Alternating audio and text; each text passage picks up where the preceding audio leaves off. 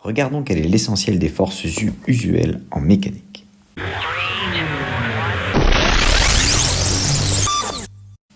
Alors on va commencer par les forces à distance et la reine de toutes les forces, l'attraction gravitationnelle.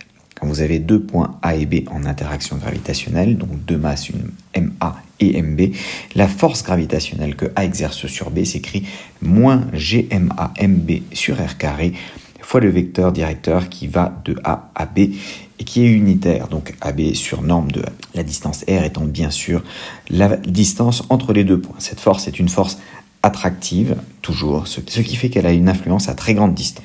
Ensuite vient le poids, qui n'est rien d'autre que la force gravitationnelle que la Terre exerce sur un objet qui est à sa surface. Par conséquent, il ne faut jamais le compter deux fois. Si vous devez déterminer l'orbite d'un satellite autour de la Terre, vous ne pouvez pas compter à la fois le poids et l'interaction gravitationnelle. Ce poids s'écrit toujours mg, avec g l'accélération de la pesanteur, et donc s'exprime moins gmm sur rt carré, avec rt le rayon de la Terre et mt la masse de la Terre, selon le vecteur E. Donc ce poids s'écrit mg, mais si vous orientez ez vers le haut, il va se projeter en moins mg selon ez, avec g la norme de cette accélération de la pesanteur, le fameux 9,81 mètres seconde carré, qui s'écrit donc grand G, la masse de la Terre, divisé par le rayon de la Terre au carré. Ensuite vient la force électrostatique entre deux charges grand Q et petit q. Donc si on a deux points A et B, deux charges respectives petit q et grand Q, la force que A exerce sur B va s'écrire QQ sur 4pi epsilon 0 R carré, avec à nouveau le vecteur unitaire qui va de A vers B et R, la distance entre les deux. Elle s'écrit comme la force gravitationnelle, mais attractive quand vous avez deux charges de signes différents, mais répulsive quand les deux charges sont de même signe.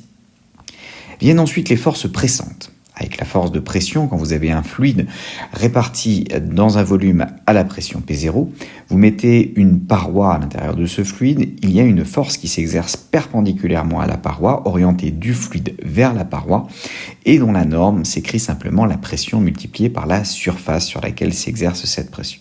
On verra plus tard qu'il faut que la pression soit bien uniforme sur cette surface pour que ça marche. En corollaire, vous avez la poussée d'Archimède qui est la résultante des forces de pression sur toute la surface d'un objet. On va montrer aussi en fin d'année que cette résultante s'écrit comme l'opposé du poids du fluide déplacé.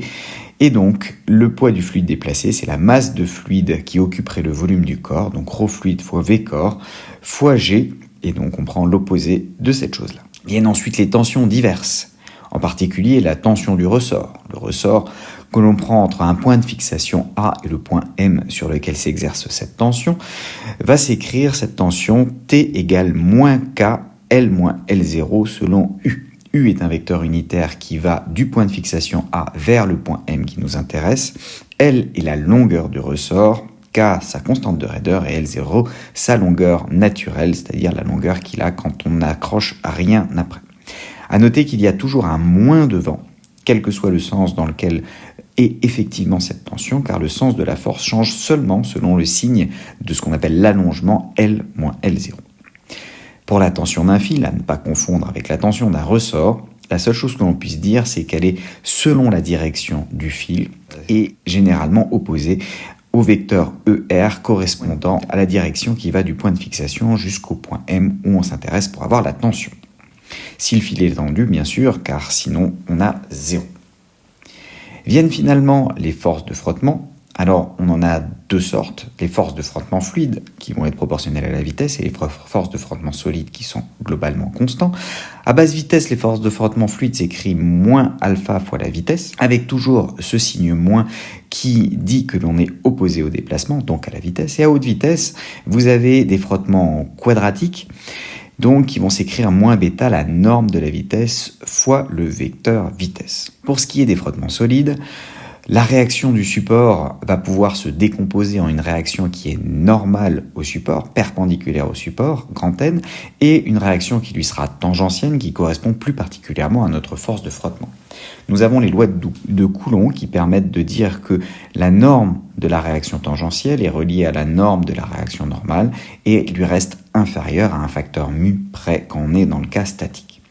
Si on est dans le cas dynamique, c'est-à-dire si ça la bouge, vous avez que la norme de la réaction tangentielle est égale à ce même mu fois la réaction normale. À noter que les mu peuvent différer dans le cas statique et dans le cas dynamique si l'on veut être un petit peu plus précis dans la modélisation.